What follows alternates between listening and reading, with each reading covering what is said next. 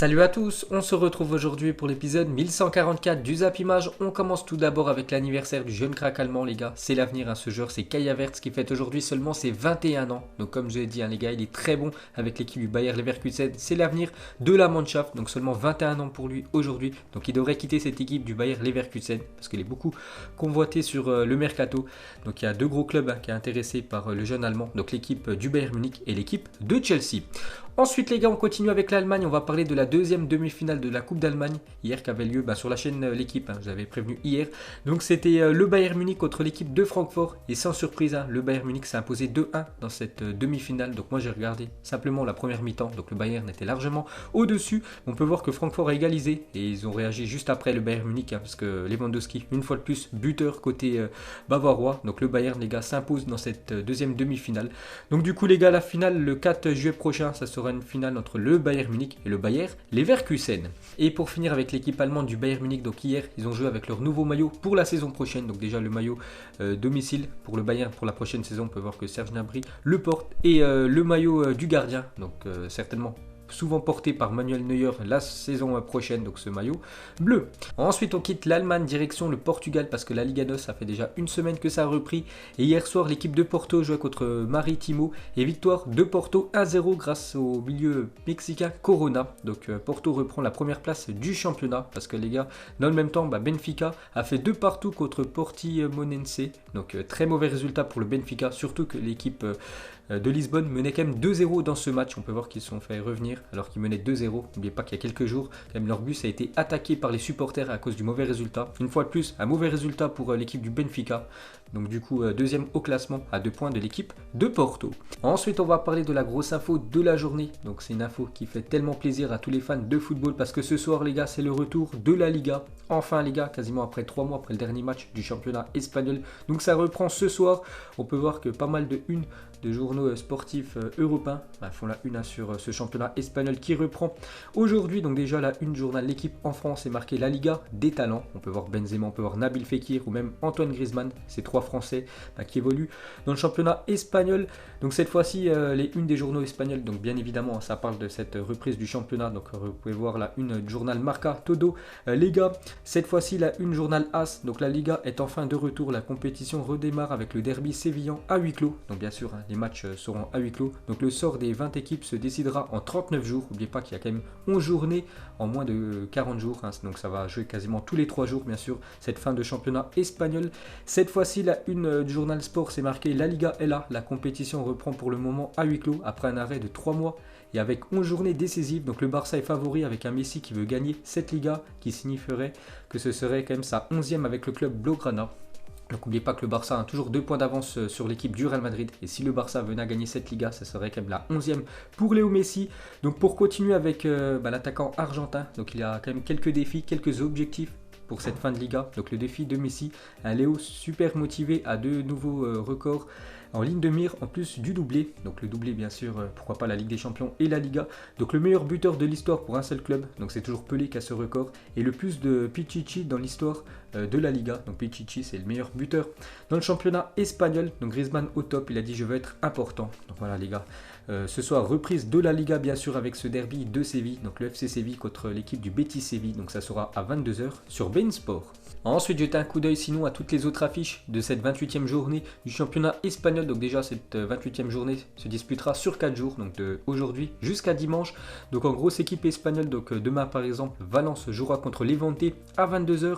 Donc samedi Mallorca contre l'équipe du Barça à 22 h. On peut voir que dimanche il y aura 2 gros matchs à 13 h, l'Athletic Bilbao contre l'Atlético Madrid. On peut voir aussi que le Real à 19 h 30 recevra Eibar. Et pour finir avec les grosses affiches du week-end, donc ça joue aussi en Italie, donc c'est pas le championnat les gars, c'est la Coupe d'Italie, demi-finale retour. Donc n'oubliez pas que ce week-end les gars, donc il y aura la Juventus contre l'AC Milan et Naples contre l'Inter Milan, donc c'est les demi-finales bien sûr retour. Et aussi le Bayern contre le Borussia Mönchengladbach, peut-être le match du titre. Ensuite une déclaration de Fabregas sur Twitter, donc lui il est vraiment content de la reprise du championnat espagnol. Il a dit pendant que nous dînions hier soir, j'ai rappelé à ma femme que le football espagnol revenait dans 2 jours après avoir eu mon attention pendant plus plus de 3 mois, 13 semaines, 92 jours et 2208 heures. Et les enfants sur le dos à chaque seconde de la journée. Je ne serai plus aussi disponible à partir de jeudi. Parce qu'en gros, il va regarder bien sûr ce championnat espagnol qu'il aime tant.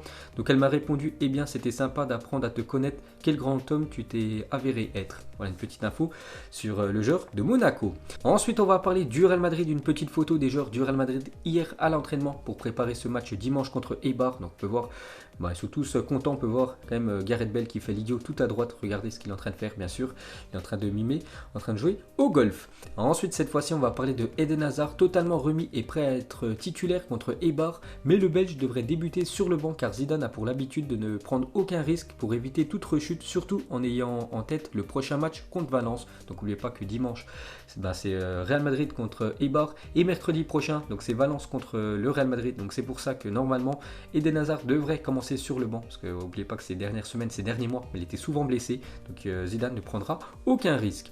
Ensuite, cette fois-ci, une très mauvaise nouvelle pour le Real Madrid et pour Zinedine Zidane parce qu'on peut voir que c'est officiel, Nacho Fernandez souffre d'une déchirure musculaire. Donc il a eu ça à l'entraînement. Le défenseur central espagnol devrait être absent pendant 2 à 3 semaines. Donc en gros, il devrait louper quasiment 4 matchs, voire 5 matchs Nacho Fernandez. On sait que les matchs vont être enchaînés quasiment tous les 3 jours. Donc c'est quand même un gros coup dur pour l'équipe du Real Madrid, même si c'est pas un titulaire indiscutable, Nacho. Ça fait quand même un défenseur en moins pour l'équipe de Zidane.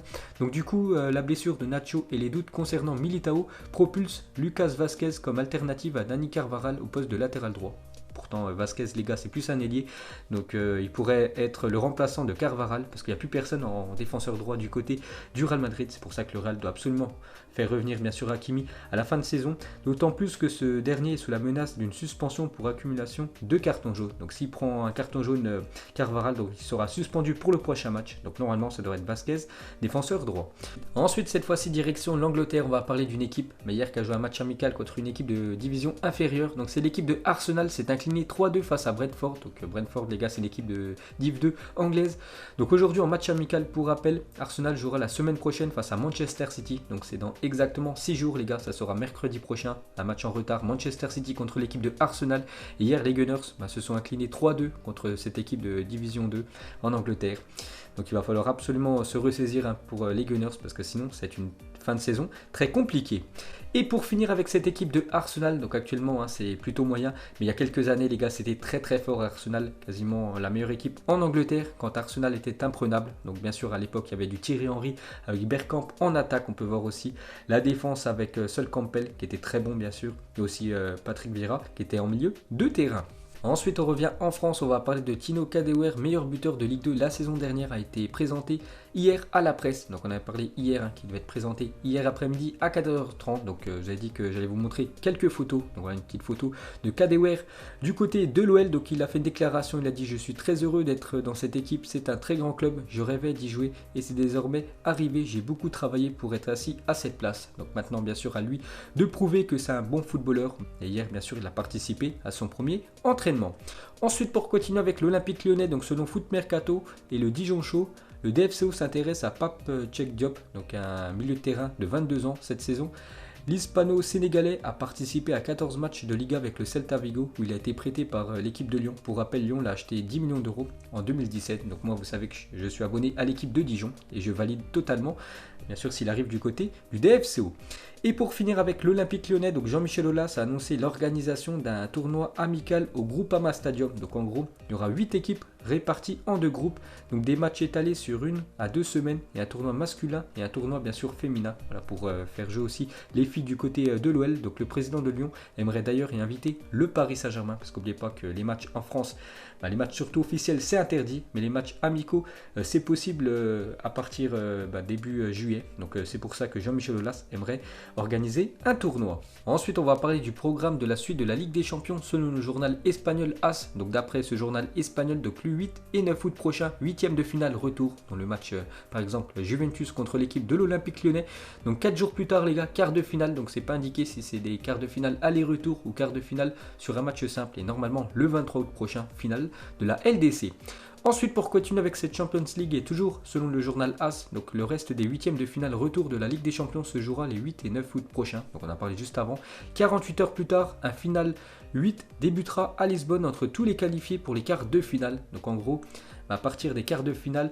Donc tous les matchs devraient se jouer à Lisbonne. Les matchs se joueront à huis clos à l'Estadio José Alvalade, donc Sporting Portugal, et à l'Estadio da Luz, donc c'est le stade du Benfica. Donc l'UEFA a choisi ces lieux grâce à leur proximité, donc il y a seulement 3 km de distance entre les deux stades, et l'absence de club portugais en quart de finale de Ligue des Champions et l'aspect économique et fiscal proposé. Donc pour l'instant les gars, c'est toujours pas officiel, on en saura un petit peu plus dans les futurs jours, mais bien sûr cette Ligue des Champions qui est un peu spéciale bien sûr cette saison pourrait se jouer au Portugal, surtout du côté de Lisbonne les gars, et ça pourrait être un final 8 avec toutes les équipes qualifiées pour ces quarts de finale de LDC.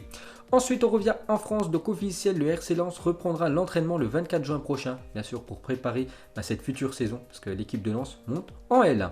Ensuite, on peut voir que les nouveaux maillots de Marseille sont déjà en vente dans un magasin, donc le maillot domicile sera ce maillot blanc, donc avec Puma toujours, et avec en sponsor Uber Eats, donc ça devrait être ça, le maillot de l'OM pour la prochaine saison, et le maillot extérieur que j'ai dévoilé il y a quelques jours, c'était simplement une rumeur, donc normalement ça doit être officiel, ça doit être ça, le maillot extérieur de l'OM. Ensuite, selon le journal Marca, Nelson Semedo a pris part à un anniversaire célébré dans un restaurant avec une vingtaine d'amis, alors que les regroupements doivent se faire dans une limite de 15 personnes à Barcelone, donc il pourrait être sanctionné, le défenseur droit portugais. Ensuite, on va parler de l'Inter Milan est sur le point de trouver un accord pour le transfert de Sandro Tonali pour 30 millions d'euros plus bonus, donc joueur qui évolue du côté de Brescia. Donc Brescia, j'en parle depuis quelques temps, normalement ça va descendre en Série B la saison prochaine parce qu'ils sont très mal embarqués cette saison. Donc leur meilleur joueur Sandro Tonali, celui certainement qui a le plus de potentiel, devrait certainement quitter cette équipe de Brescia pour signer du côté de l'Inter. Ensuite, quelques déclarations de Antoine Griezmann. Donc déjà, il a dit: la pause m'a fait du bien, j'avais besoin de me reposer. Cela fait 5 ans que je n'avais pas connu de période si longue sans jouer. J'ai pu profiter de ma famille et je suis au top physiquement et mentalement désormais. Donc il a dit ça sur le site officiel du FC Barcelone. Donc en gros, il est prêt pour la reprise de la Liga. On continue avec l'attaquant français, il a dit s'entraîner au Camp Nou, parce que samedi dernier, l'équipe du Barça s'est entraînée au Camp Nou. Donc c'était un peu bizarre sans les supporters, mais on voulait s'habituer à l'atmosphère du huis clos. En tout cas, c'était super de pouvoir rejouer sur la pelouse du Camp Nou. Donc le premier match pour l'équipe du Barça au Camp Nou les gars, ça sera semaine prochaine. Et pour finir avec Griezmann, il a dit on a tous envie de rejouer, ça fait longtemps.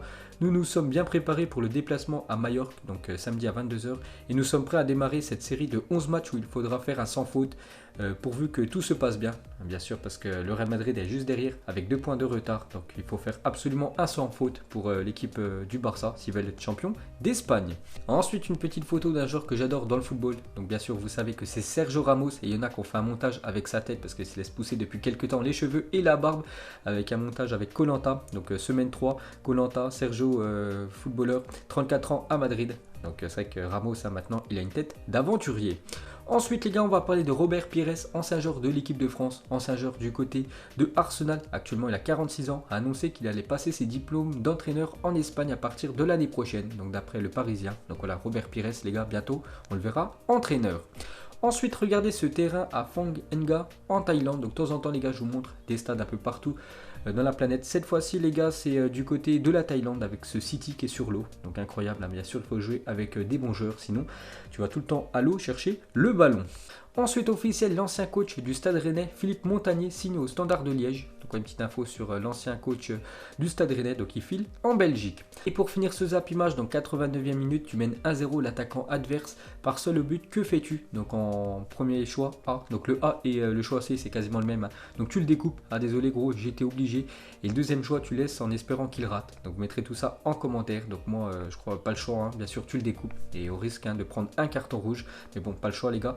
Ton équipe mène 1-0. Donc voilà les gars, la fin de ce zappimage 1144. Donc si ça vous a plu, un petit like et je vous ferai l'épisode 1145 demain. Donc moi je vous laisse et je vous dis à la prochaine comme d'habitude. Ciao à tous.